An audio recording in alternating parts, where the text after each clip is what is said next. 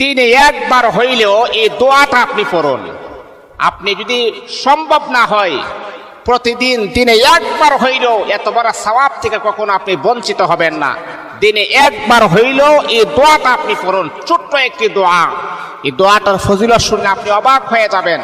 এই দোয়াটা যদি দিনে একবার পড়তে পারেন, আল্লাহ পাক রব্বুল আলামিন এই পৃথিবীতে যত মুসলমান আছে সমস্ত মুসলমানের সমপরিমাণ সওয়াব আমার আল্লাহ পাক রব্বুল আলামিন আপনার মা বাবার আমলনামার ভিতরে আমার আল্লাহ দান করে দিবেন। আল্লাহু আকবার। যত মুসলমান রয়েছে সমস্ত মুসলমান পরিমাণ সওয়াব আল্লাহ পাক আপনার আমলনামার ভিতরে, আপনার মা বাবার আমলনামার ভিতরে প্রবেশ করায় দিবেন। যদি আপনি দিনে একবার যদি আপনি পড়তে পারেন, আপনি পড়বেন রব্বিগফিরলি ওয়ালি ওয়ালিদাইয়া ওয়ালিল মুমিনিনা ইয়াওমা ইয়াকুমুল হিসাব।